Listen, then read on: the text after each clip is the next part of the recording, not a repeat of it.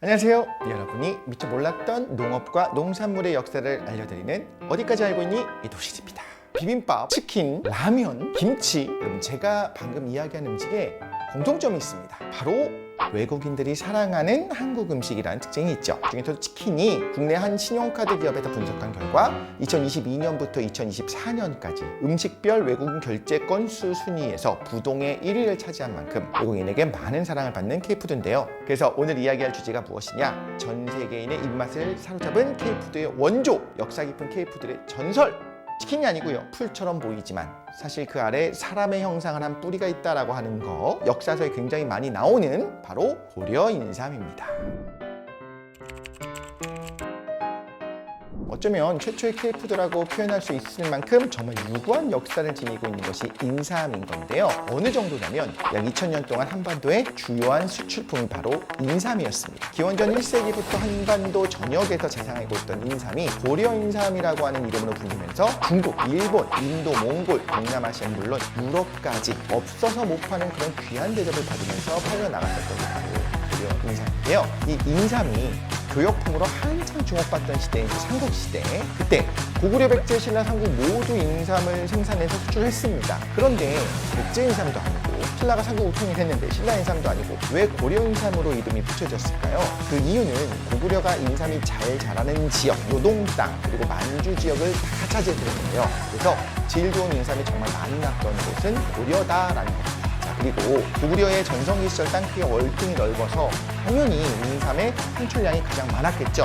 그래서 인삼이 고구려의 다른 이름, 고구려가 나중에 이름을 고려로 바꾸게 되는데 그런 고려 인삼으로 주로 알려지게 된 겁니다. 자, 그런데 사실 고려 인삼이 처음부터 인기 수출 품목이었던 건 아니에요. 고려 인삼이 있기 전에는 중국에 비슷한 것이 있었습니다. 뭐였을까요? 상당삼이라고 중국의 인삼 같은 것들이 있었습니다. 600년경에 중국 양나라학자 도홍경의 신농본 초경집주에서 고구려산 인삼은 상당삼보다 못하다라고 적혀있는 것을 보아서 당시 중국에서는 고려 인삼보다 중국의 상당삼이 더 좋다라고 하는 여론이 지배적이었을 거다라고 유추할 수 있는데요. 시간이 지나면서 고려 인삼의 인기가 정말 급속도로 상승하기 시작합니다.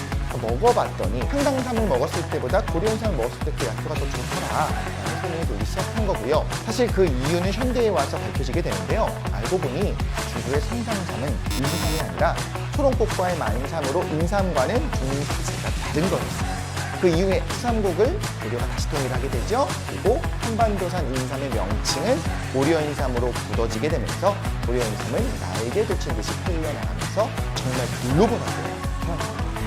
근데 여러분, 고려 인삼의 전성기가 삼국시대나 고려시대가 아니라 오히려 조선시대였다는 사실을 아시나요? 그리고 조선시대 그 불티나게 고려 인삼을 사갔던 그 시장이 어디냐? 중국과 일본이었던 겁니다. 첫 번째, 중국은요, 예로부터 인삼을 정말 좋아했습니다.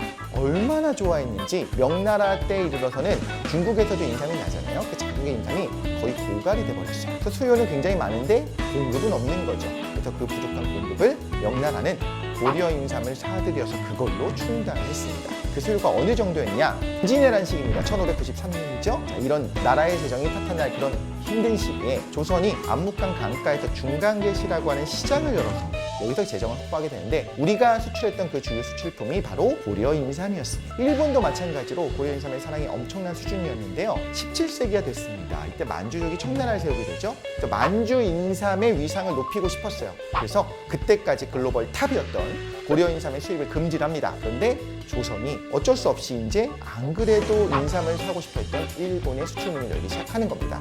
그때 일본이 한창 약에 관심이 막 생기고 있을 때였어요. 그래서 정말 고려 인삼이 그야말로 불티나게 팔리게 되는데요. 이게 어느 정도였느냐? 도쿠가와 막고 제6대 쇼군인 도쿠가와 이에노부 시기가 되면 일본이 보유한 금의 75% 그리고 은의 25%가 인삼 무역 결제로 사용이 된 겁니다. 국가의 재정 파탄을 염려할 지경이 된 겁니다. 그러다가 은광이 고갈이 돼버립니다. 그래서 은의 함량을 낮춰서 그 은화를 제격했는데 조선 상인들이 뭐가 아닙니다.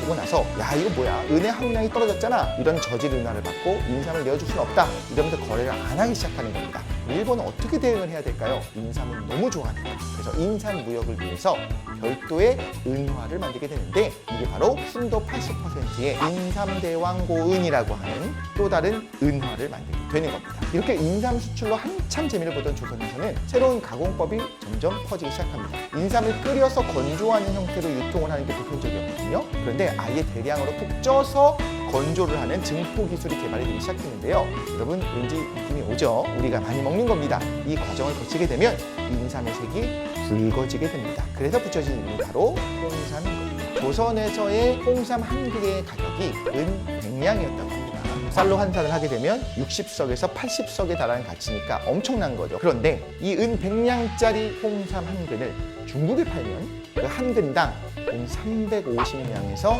700냥까지 받을 수 있었다고 해요. 청나라에서는 몇 배 더 비싼 가격에 거래가 된다는 거죠. 청나라에서 매매되는 그 최소 가격은 한 근이요. 놀라지 마십시오. 1100냥에서 최대서 2300냥에 달하기도 했다고 합니다. 그럼 홍삼을 제조한 개성 상인이 가져가는 그 마진만 해도 150배가 넘었다는 겁니다. 이게 얼마나 대단한 효자 상품인지 짐작이 되죠.